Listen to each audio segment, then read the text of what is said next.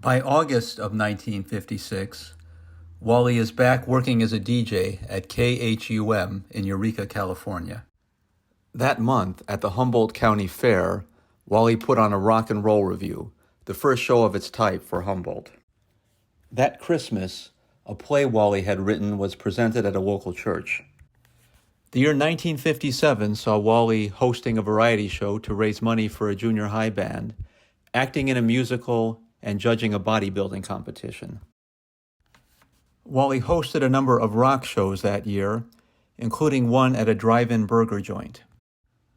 Wally hosted a Little Richard concert at the Municipal Auditorium. But the biggest show Wally hosted that year was an appearance by Chuck Berry at the Humboldt County Fair. Wally's promotion of rock and roll generated good publicity for him, as CBS named him Disc Jockey of the Year. This award may have helped Wally land a job as a music writer with the Los Angeles Times. There he wrote 2 columns, strictly off the record and Court of Records, where he reviewed record albums. He also wrote occasional articles reviewing concerts, including one of Ella Fitzgerald. Wally's review of an Elvis Presley concert generated some reaction, apparently because it was common for music critics to bash Elvis at the time, which Wally didn't do. Wally wrote regular columns for the LA Times in 1958, a job he continued until around 1961. It's not clear if he was working in radio at this time. Wally released his own record that year with Jimmy Lewis and his orchestra, and the songs Drag Strip and I Dig.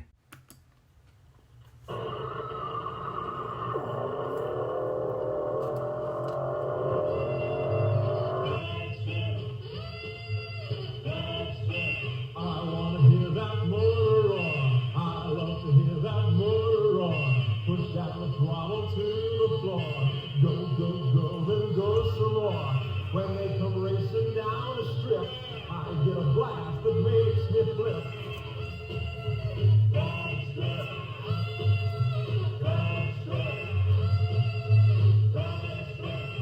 In August 1958, Wally and actress Jane Eagar both appeared on a show on KTTV.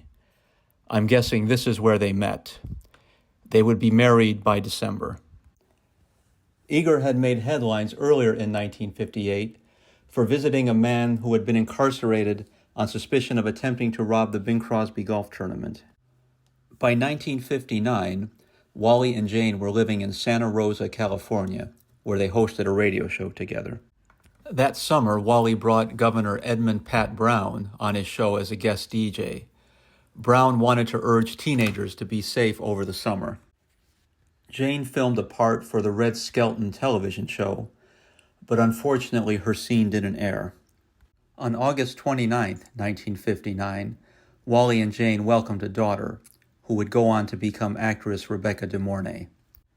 Wally suffered 2 big setbacks that year, filing for bankruptcy and suffering a nervous collapse that caused him to take time away from his radio show. Wally thanked his primarily teenage audience for their support and asked for patience as he took perhaps 6 months to recover. Wally spent 1960 in Hollywood, continuing to write his record column for the LA Times, but he still assured his fans in Santa Rosa, in interviews and letters, that they were still on his mind and he would return. Wally spent 1961 putting on rock and roll shows at the Bow and Arrow in Santa Monica and the Harmony Park Ballroom in Anaheim. Also in 1961, Wally marries Joan Marie Teipe. As a young woman, Joan Marie acted in many plays at Notre Dame High School, Chaminade High School, and Loyola University. Joan Marie used the stage name Mary Jo and appears to have added the last name George to her stage name after marrying Wally. This marriage apparently did not last long.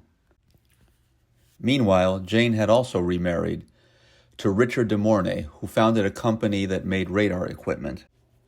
Sadly, Richard passed away at the age of 48 on March 1st, 1962.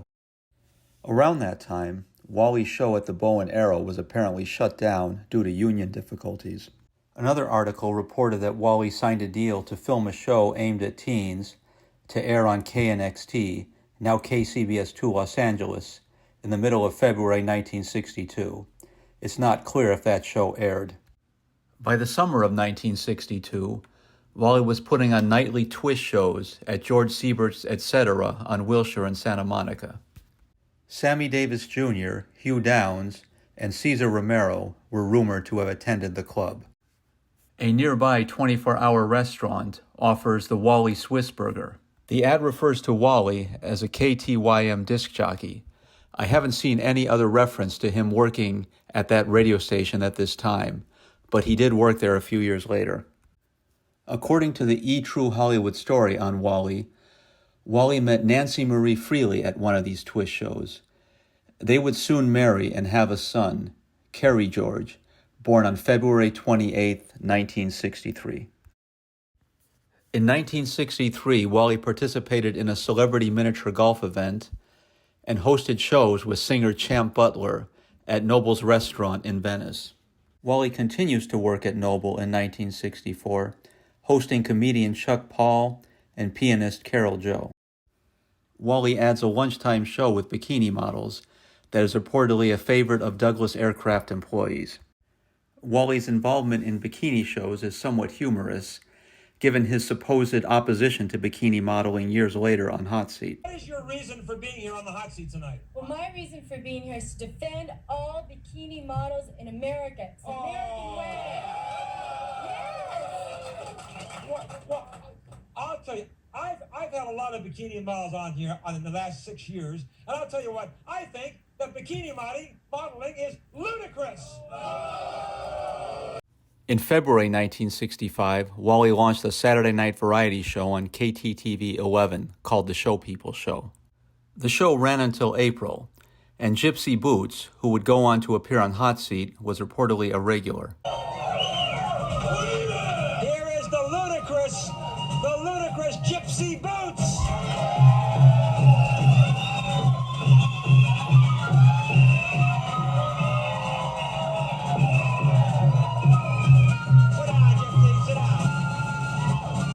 At this point, Wally is no longer with Nancy Freely, and he buys radio ads to convince Jane to come back to him.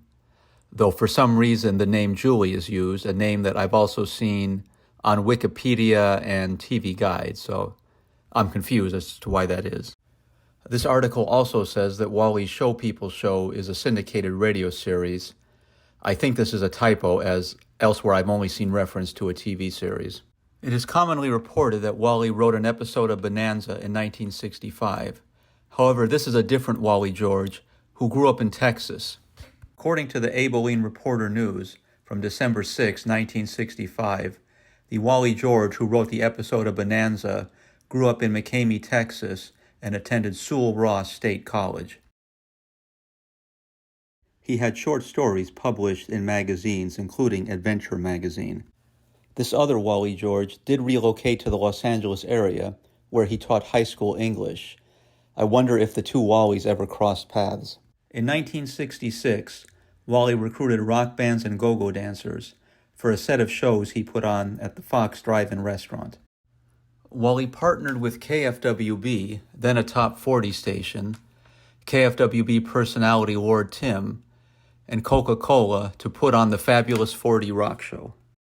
Perhaps Wally was recruiting go-go dancers when he made an appearance at the Seventh Veil in Hollywood. At this time, the Seventh Veil seems to be a belly dancing club, rather than the strip club it became by the time it was referenced in the Motley Crue song Girls, Girls, Girls. Also in 1966, Wally put on a show at the Bay Theater, in conjunction with the musical TV show Shindig. Wally closed out 1966 with a series of events at Masters Inn. Wally begins 1967 with a new radio show on KBMS FM. This concludes part 2 of the Wally George Bio. If you have additional details or corrections, please leave a comment.